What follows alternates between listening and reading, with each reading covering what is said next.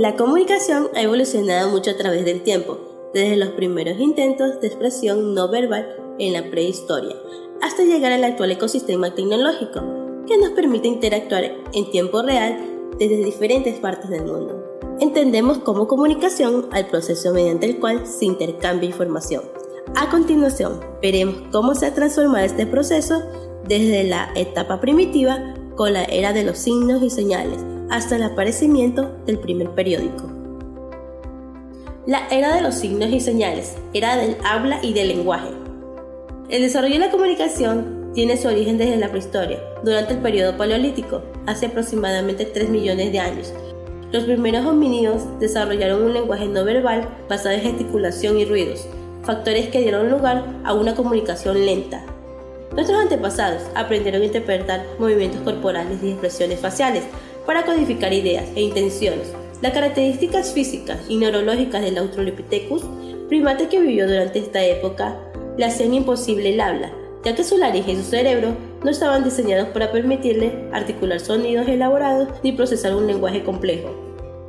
Los Homo habilis, cerca de 1 millón de años después, crearon instrumentos de piedra e innovaron la comunicación, mejorando la captación de mensajes y compartiendo sus conocimientos para su defensa personal y la de sus sociedades. Una de sus formas de comunicación fueron las pinturas rupestres, dibujos elaborados sobre rocas o cavernas, lugares en que vivían y plasmaban información referente a su cotidianidad para registrarla y ponerla en conocimiento de su grupo.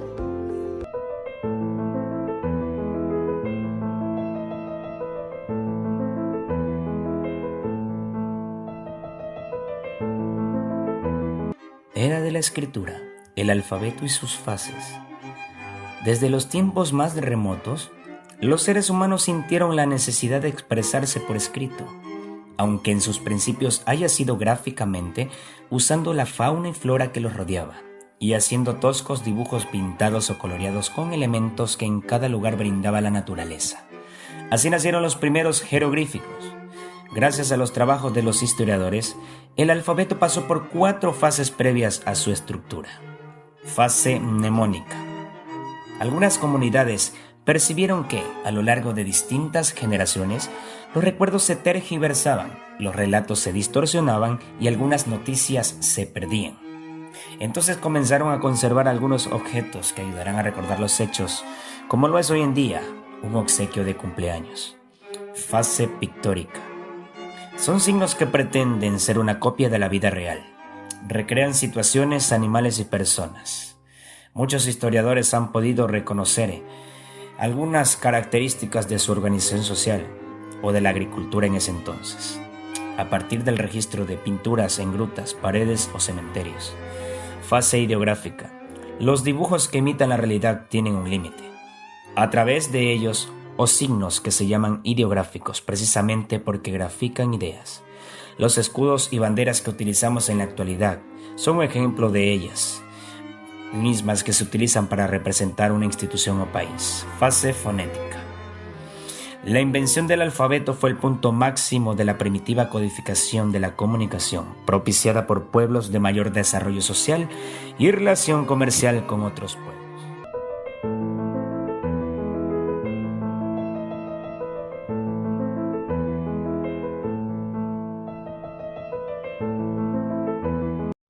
Era de la escritura, el papel y la tinta.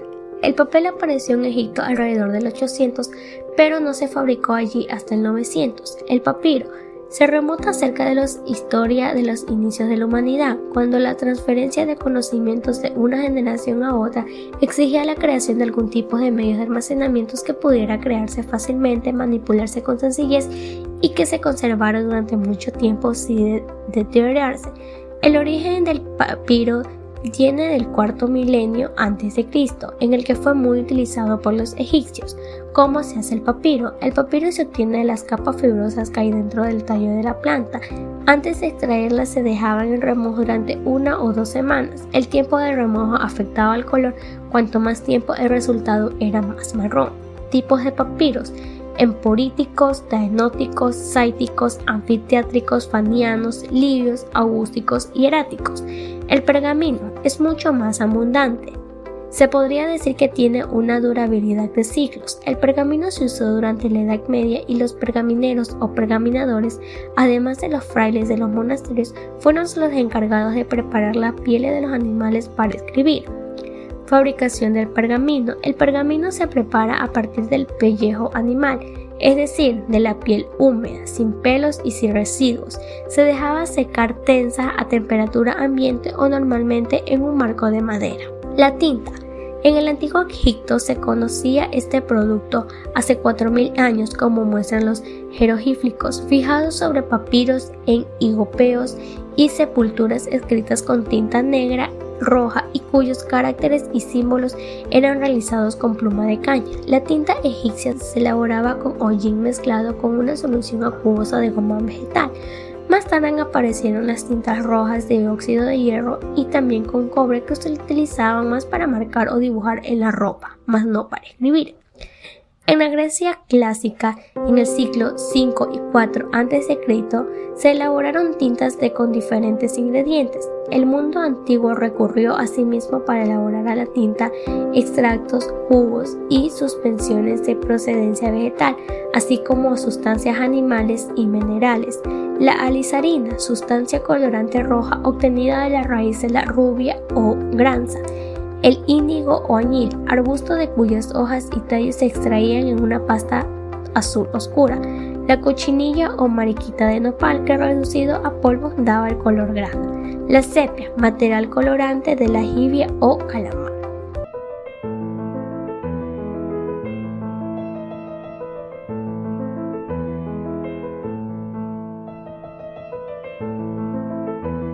Grecia, en su mayor parte, se trata de una zona de relieve montañoso, con valles profundos, estrechos y cortos, con un clima mediterráneo cálido y seco. Esos rasgos geográficos hacen que los recursos naturales sean escasos, por los que los griegos se vieron obligados a expandirse a través del Mediterráneo, colonizando otros lugares y extendiendo su civilización por ellos.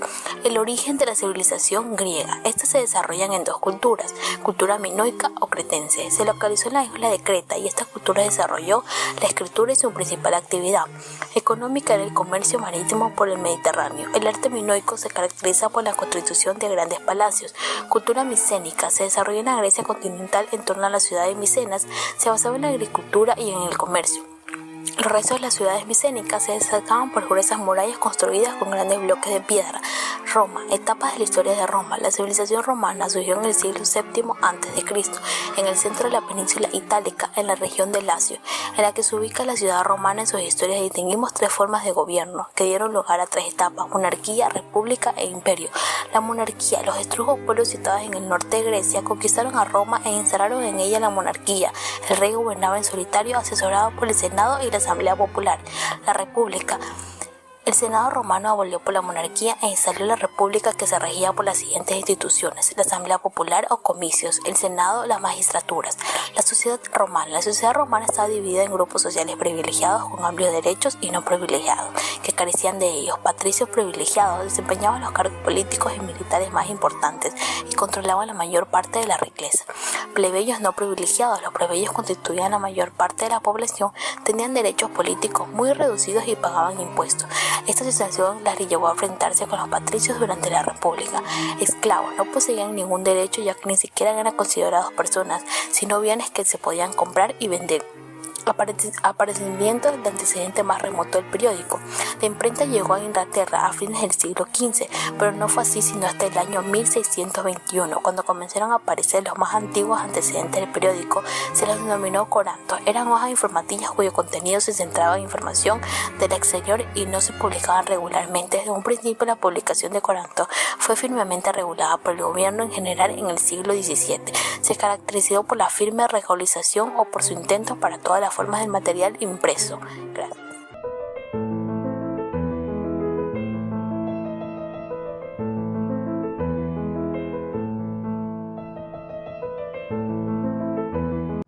Roma, periodismo escrito. En el antiguo Roma, según los anales del historiador latino Cayo Tácito, se redactaban por las autoridades escritos de carácter oficial denominados Acta Diurna Populi Romani, en los que se consignaban cuántas noticias y sucesos merecían importancia.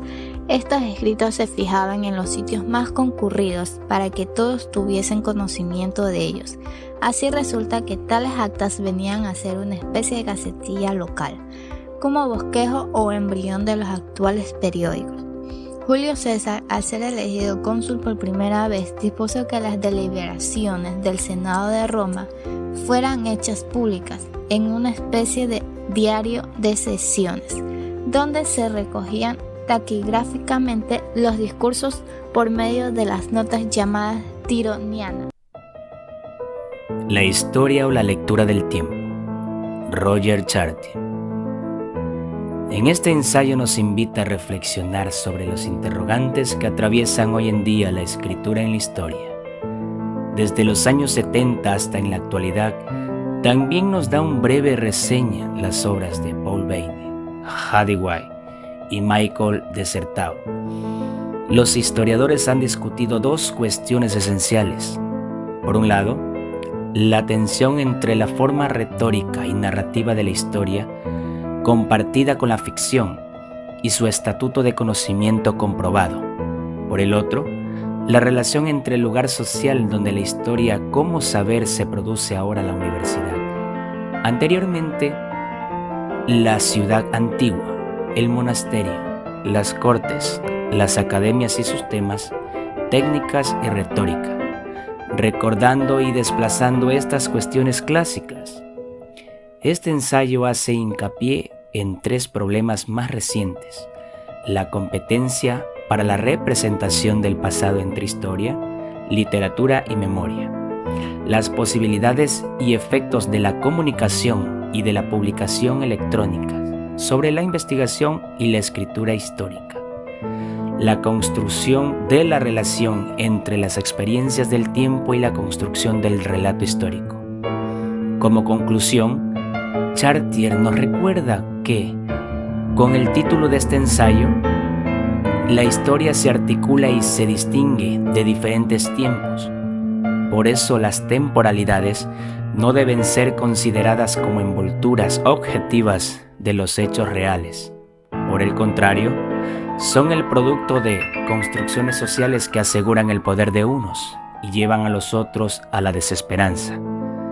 Basta con una lectura de la prensa en tiempos tan aciagos para darle la razón. La historia es ruptura, continuidad, rastro, pero sobre todo es responsabilidad con nosotros, los del pasado y los que habitan en nuestra cotidianidad.